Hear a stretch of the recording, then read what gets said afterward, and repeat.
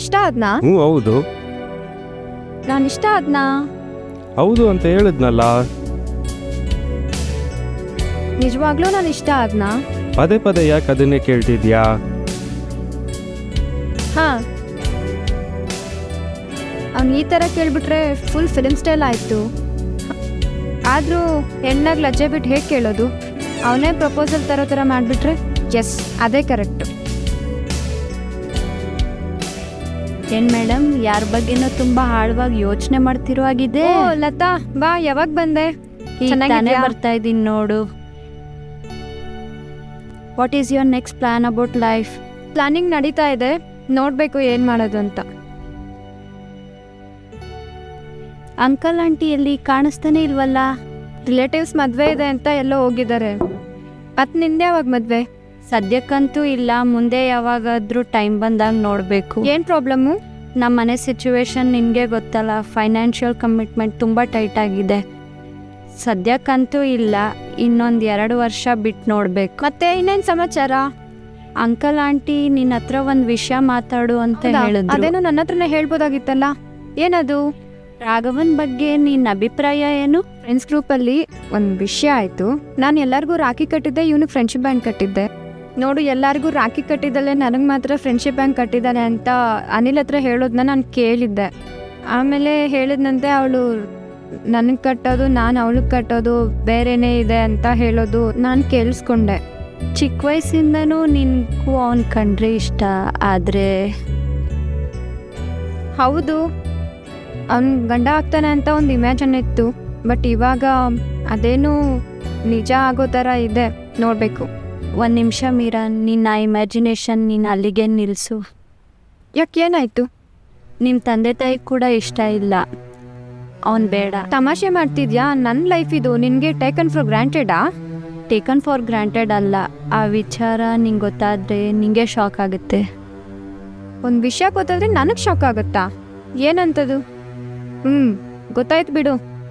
ಅವನಿಗೂ ನಿನಗೂ ಏನಾದರೂ... ಮೀರಾ, ಆ ಮಾತನ್ನು ನೀನು ಅಲ್ಲಿಗೆ ನಿಲ್ಲಿಸು. ಮತ್ತು ರೀಸನ್ ಹೇಳಿ, ಏನಾಯ್ತಂತ? ನಿನ್ನ ಮನ್ಸಿಗೆ ನೋವಾಗಬಾರ್ದು ಅಂತ ನಾನು ಇಷ್ಟೊತ್ತು ಸುಮ್ಮನೆ ಇದ್ದೆ. ಆದರೆ ನೀನು ನನ್ನ ಮೇಲೇ ಅನುಮಾನ ಪಟ್ಟೆ. ನೀನು ಮದುವೆ ಆಗಬೇಕಾದ್ರೆ ಅವನಿಗೆ ನಿನ್ನ ಕ್ಯಾರೆಕ್ಟರ್ ಸರ್ಟಿಫಿಕೇಟ್ ಬೇಕಂತೆ, ಅದಕ್ಕೆ ಬ್ಲಡ್ ಟೆಸ್ಟ್ ಮಾಡಿಸ್ಬೇಕಂತೆ. ನೀನು ಈ ರೀತಿ ಬೆಳೆದಿದ್ದ ಹೇಳು?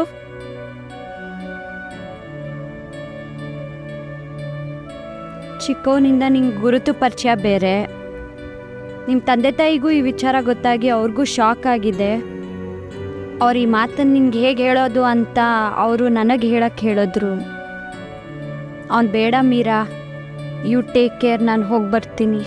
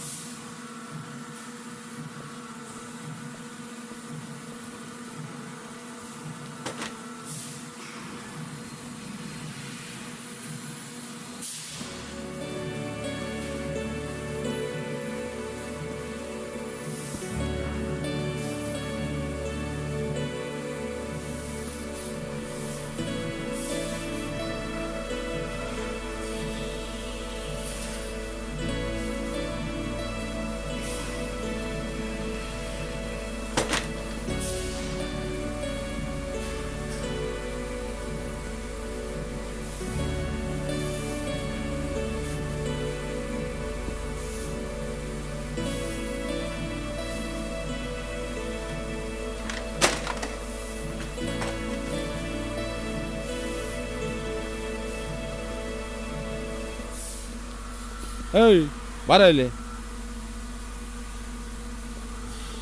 ರಾಘವ ಇಲ್ಲ? ಏನೋ ನಂಗೆ ಗೊತ್ತಿಲ್ಲ ಸರ್. ಸಾಗರ ಅವನು ಕೆಲಸ ಮಾಡ್ತಾವನು. ರಾಘವ ಬಂದರೆ ಹಾಂ, ಕ್ಯಾಬಿನಿಗೆ ಕಳಿಸು. ಸರಿ. ಏಯ್ ಡಿಸ್ಪ್ಯಾಚ್ಗೆ ಮೆಟೀರಿಯಲ್ ರೆಡಿ ಆಯ್ತೇನಪ್ಪ? ರೆಡಿ ಆಯಿತು ಸರ್. ಸರಿ, ಹಾಗಾದರೆ ಗಾಡಿ ಬರುತ್ತೆ, ನೀನು ಸಾಗರು ಲೋಡ್ ಮಾಡಿ ಕಳಿಸಿ. ಸರಿ ಸರ್.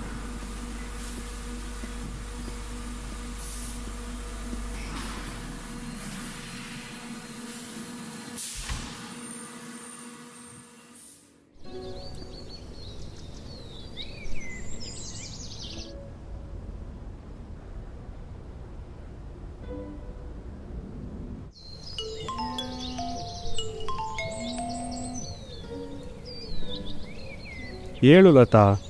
ನೀನು ಹೇಳ್ದಾಗೆ ನಾನು ಹೇಳಿದ್ದೀನಿ ಅವಳಿಗೆ. ನಿನಗೂ ಅವಳು ಕಂಡ್ರೆ ಇಷ್ಟ ಇದ್ದರು, ಆದರೆ ತಪ್ಪು ನಿನ್ನ ಮೇಲೆ ಹಾಕ್ಕೊಂಡೆ. ಅದಕ್ಕೆ ಕಾರಣ ಏನು ಅಂತ ನಾನು ನೀನು ಕೇಳಲ್ಲ, ಆದರೆ ನಿನಗೆ ನೀನು ಮೋಸ ಮಾಡ್ಕೊಬೇಡ ಅಷ್ಟೇ. ಅಷ್ಟೇ ನಿನ್ಗೆ ಹೇಳೋದು ರಾಘವ. ಲತಾ, ಅವಳು ಮದುವೆ ಆದಾಗ ನನ್ನ ಕಡೆಯಿಂದ ಒಂದು ಗಿಫ್ಟ್ ಇದೆ, ಆದರೆ ಅದು ನೀನು ಕೊಟ್ಟಂಗೆ ಇರಲಿ. ಇದೊಂದು ಹೆಲ್ಪ್ ಮಾಡಿಬಿಡು ಪ್ಲೀಸ್. ಸರಿ ಆಯಿತು.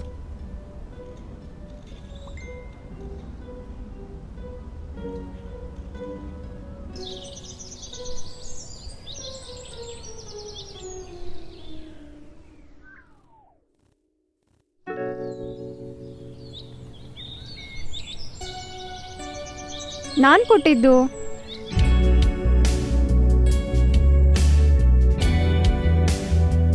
ಈಗ ಲವ್ ಮಾಡ್ತಿರೋದು ಎಲ್ರಿಗೂ ಗೊತ್ತಾಗಿದೆ.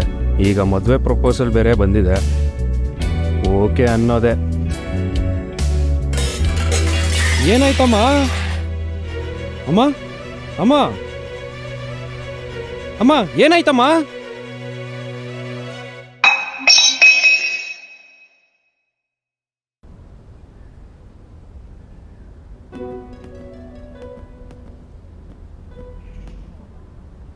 ಮೌ, ಏನಪ್ಪ? ಏನಾದ್ರು ತರೋದಿದ್ರೆ ಹೇಳು, ಈಗಲೇ ಟೈಮ್ ಆಯ್ತು, ಆಫೀಸ್ಗೆ ಹೋಗ್ಬೇಕು. ನಂಗೇನೋ ಬೇಡಪ್ಪ.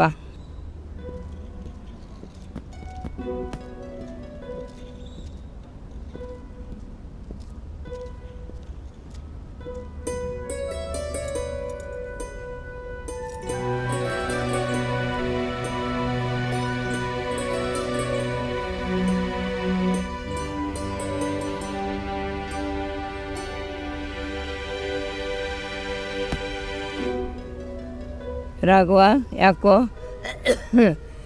ನನಗೋಸ್ಕರ ಇಷ್ಟೆಲ್ಲ ಮಾಡ್ತಾ ಇದ್ದೀಯಾ? ಏನೋ ನಂಗೆ ಸುಸ್ತಾಗಿರ್ಬೋದು ಅಷ್ಟೇ, ಅದಕ್ಕೆ ಇದೆಲ್ಲ ಚೆಕ್ ಮಾಡಿಸ್ತಾ ಇದೀಯಾ? ನೀನು ಸುಮ್ಮನೆ ಇರಮ್ಮ, ಆರೋಗ್ಯದ ವಿಷಯದಲ್ಲಿ ನೆಗ್ಲೆಕ್ಟ್ ಮಾಡಬಾರ್ದು. ಇವತ್ತು ನೀನು ರಿಪೋರ್ಟ್ ಕೊಡ್ತಾರೆ, ಅದನ್ನು ಕಲೆಕ್ಟ್ ಮಾಡಿಕೊಂಡು ಹಂಗೆ ಆಫೀಸ್ಗೆ ಹೋಗಿ ಬರ್ತೀನಮ್ಮ. ಆಯಿತು, ಹುಷಾರಾಗಿ ಹೋಗ್ಬಪ್ಪ.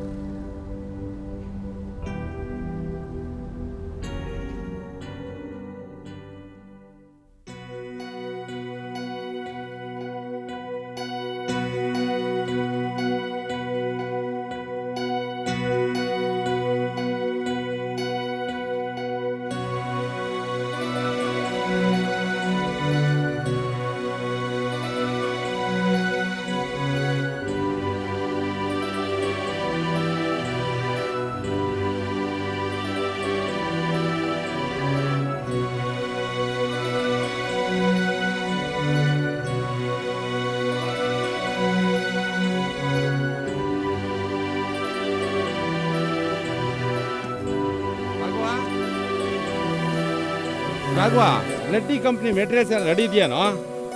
ಅವ್ರು ಮೆಟೀರಿಯಲ್ಸ್ ಕಳಿಸಿ ಅಂತ ಕೇಳ್ತಾ ಇದ್ದಾರೆ. ಓ ರಾಘವ. ಹಾಂ ಸರ್, ಯಾವಾಗ ಬಂದ್ರಿ? ಹಾಂ, ಯಾವಾಗ ಬಂದ್ರಿ? ಏನೋ ಹುಷಾರಾಗಿದ್ಯಾ ತಾನೇ? ಏನು ಸಬ್ಕಿದ್ಯಾ? ಏನು ಯೋಚನೆ ಮಾಡ್ತಾ ಇದೆಯಾ?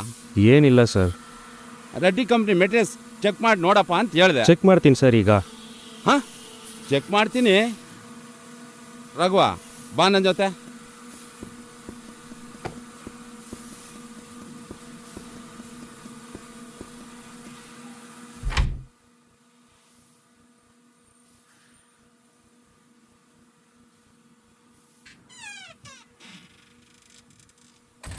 ಹೇಳೋ ರಾಘವ, ಏನಾಯಿತು? ಸರ್, ಅದು ಸಂಕೋಚ ಪಟ್ಕೋಬೇಡ, ಧೈರ್ಯವಾಗಿ ಹೇಳೋ. ಸರ್, ಅಮ್ಮನಿಗೆ ಕ್ಯಾನ್ಸರ್ ಅಂತೆ ಸರ್. ಕ್ಯಾನ್ಸರಾ? ಯಾವಾಗಿಂದ? ಈಗ ಹೇಗಿದ್ದಾರೆ? ಈಗ ಆರಾಮಾಗಿದ್ದಾರೆ ಸರ್. ನಿನ್ನೆ ಮನೆಯಲ್ಲಿ ಮೂರ್ಛೆ ತಪ್ಪಿ ಬಿದ್ದೋಗ್ಬಿಟ್ಟಿದ್ರು. ಹಾಸ್ಪಿಟ್ಲಿಗೆ ಕರ್ಕೊಂಡು ಹೋದಾಗ ಡಾಕ್ಟರ್ ಚೆಕ್ ಮಾಡಿ ಫಸ್ಟ್ ಸ್ಟೇಜ್ ಕ್ಯಾನ್ಸರ್ ಅಂತ ಹೇಳ್ತಿದ್ರು ಸರ್. ತುಂಬ ಹಣ ಖರ್ಚಾಗ್ತಿದೆ ಅಂತಲೂ ಹೇಳ್ತಿದ್ರು ಸರ್ ಡಾಕ್ಟ್ರು. ಸಮಾಧಾನ ಮಾಡ್ಕೋರಾಗವಾ, ಈಗ ಎಷ್ಟು ಖರ್ಚಾಗ್ಬೋದು? ಸರ್ ಅದು 5 6 ಲಕ್ಷ ಖರ್ಚಾಗ್ಬೋದು ಅಂತ ಹೇಳ್ತಿದ್ರು ಸರ್ ಡಾಕ್ಟ್ರು. ಹೆಂಗೆ ಅಡ್ಜಸ್ಟ್ ಮಾಡೋದು ಅಂತಲೇ ಗೊತ್ತಾಗ್ತಿಲ್ಲ ಸರ್. ಏಯ್ ದಡ್ಡ, ನಾನೇನು ಸತ್ತೋಗಿದ್ದೀನೇನೋ? ನಿಮ್ಮ ಅಮ್ಮನ ಟ್ರೀಟ್ಮೆಂಟ್ಗೆ ನಾನು ದುಡ್ಡು ಕೊಡ್ತೀನಿ. ಫಸ್ಟು ನಿಮ್ಮ ಅಮ್ಮನ ಟ್ರೀಟ್ಮೆಂಟ್ ಮಾಡಿಸು. ಸರ್ ಅದು ಇಲ್ಲ, ಇದು ಇಲ್ಲ. ಅತಿಯಾದ ಸ್ವಾಭಿಮಾನ ಬಿಡು, ಮೊದಲು ಕೆಲಸ ಮಾಡು. ಸರಿ ಸರ್.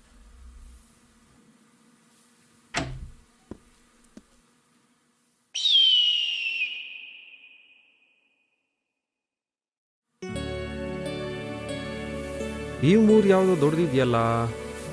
ಏಯ್, ನೀನು ಇದನ್ನು ಅಲ್ಲಿಡು, ನೀನು ಇದನ್ನು ಆ ಕಡೆ ತೊಗೊಂಡೋಗಿಡು, ಸರಿನಾ? 1 2 3 ಇವತ್ತು ಡೆಲಿವರಿಗೆ ಹೋಗ್ಬೇಕಲ್ಲ. ಓ, ಗುಡ್ ಮಾರ್ನಿಂಗ್ ಸರ್. ಹಾಂ, ವೆರಿ ಗುಡ್ ಮಾರ್ನಿಂಗ್ ಡಾಗ್ವಾ. ಏನಪ್ಪ ತುಂಬ ಖುಷಿಯಾಗಿದೆಯಲ್ಲೋ? ನಮ್ಮಮ್ಮ ಕ್ಯಾನ್ಸರಿಂದ ಪಾರಾದರು ಸರ್. Thank you sir. ಏಯ್ ಬೇಡಪ್ಪ, ದೇವ್ರಿಗೆ ಮತ್ತು ಗುರುಗಳಿಗೆ, ನಮ್ಗಲ್ಲಪ್ಪ. ಸರ್, ನೀವೇ ದೇವರು ಗುರು ಸರ್. ಸುಮ್ಮನಿರಪ್ಪ. ಸದ್ಯ ನಿಮ್ಮ ತಾಯಿ ಹುಷಾರಾದ್ರಲ್ಲ, ಅದೇ ನನಗೆ ಖುಷಿ. ತುಂಬ ಸಂತೋಷ. ನೀವು ಕೊಟ್ಟಿರೋ ದುಡ್ಡನ್ನ ಆದಷ್ಟು ಬೇಗ ವಾಪಸ್ ಕೊಡ್ತೀನಿ ಸರ್. ನಾನು ನಿನ್ನ ಕೇಳಿದ್ನ ರಾಘವ. ಸರ್, ಆದರೂ ಅದು ನಾನು ಕೊಡೋ ಕರ್ತವ್ಯ ಸರ್. ಅದು ಬಿಡು, ನಿನ್ನ ಹತ್ರ ಬಹಳ ದಿವಸದಿಂದ ಒಂದು ವಿಚಾರ ಪ್ರಸ್ತಾಪ ಮಾಡಬೇಕಾಯ್ತು ರಾಘವ. ಇನ್ಫ್ಯಾಕ್ಟ್ ನೀನು ಇದನ್ನು ನನಗೆ ಹೆಲ್ಪ್ ಮಾಡ್ತೀಯ ಅಂತ ಪ್ರಾಮಿಸ್ ಮಾಡು. ಸರ್, ಹೆಲ್ಪ್ ಎಲ್ಲ ಏನು ಸರ್, ಹೇಳಿ ಸರ್, ಏನು ಮಾಡಬೇಕು ಅಂತ ಮಾಡ್ತೀನಿ. ನನ್ನ ಮಗ ಒಂದು ಹುಡುಗಿನ ಇಷ್ಟಪಟ್ಟಿದ್ದಾನೆ. ಆ ಹುಡುಗಿನೇ ಮದುವೆ ಮಾಡ್ಕೋಬೇಕು ಅಂತ ತುಂಬ ಹಠ ಮಾಡ್ತಾವನೆ. ನೀನು ಅವ್ರ ಮನೆಯವ್ರ ಹತ್ರ ಮಾತಾಡಿ ಮನೆಗವ್ರು ಒಪ್ತೀನಿ ಅಂತ ಪ್ರಾಮಿಸ್ ಮಾಡು. ಅದೇ ನನಗೆ ಹೆಲ್ಪ್ ಮಾಡ್ದಂಗೆ ಆಗುತ್ತೆ. ಹೌದಾ? ಯಾರು ಸರ್ ಆ ಹುಡುಗಿ? ಆಕೆ ನಿನಗೆ ಪರಿಚಯನೇ ರಾಘವ. ಹೌದಾ? ಯಾರು? ರಾಘವ, ನಿನ್ನ ಫ್ರೆಂಡು ಮೀರಾ ಕಣಪ್ಪ.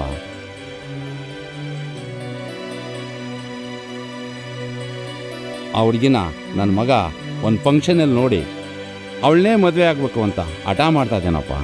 ದಯಮಾಡಿ ಅವಳ ಹತ್ರ ಮಾತಾಡಿ ಅವಳನ್ನ ಒಪ್ಸಿದ್ರೆ. ರಾಘವ, ಏನಪ್ಪ ಯೋಚನೆ ಮಾಡ್ತಾ ಇದೆಯಾ? ಏನಿಲ್ಲ ಸರ್. ನಾನು ಹೇಳಿದ್ದು ಟ್ರೈ ಮಾಡ್ತೀನಿ ಸರ್.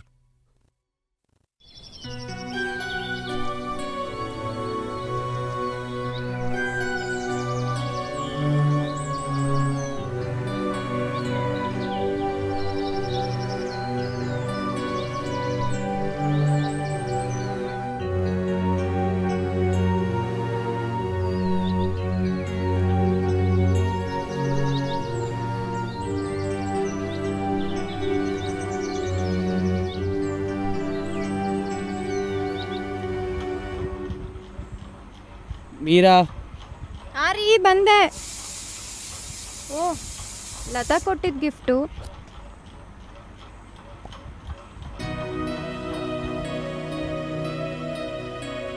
ಗತಿಸಿ ಹೋದ ದಿನಗಳಲ್ಲಿ, ಮತಿಸಿ ಹೋದ ಸಂದರ್ಭಗಳಲ್ಲಿ, ಕಳೆದು ಹೋದದ್ದು ಕಡೆಯಾದದ್ದು, ಬಿಟ್ಟುಕೊಟ್ಟದ್ದು ಕೈಬಿಟ್ಟು ಹೋದದ್ದು, ಯಾವುದು ನಿನ್ನದು? ವರ್ತಮಾನದ ಈ ದಿನ, ಇಂದಿನ ಈ ಕ್ಷಣವಷ್ಟೇ ಅವರವರ ಸ್ವಂತ.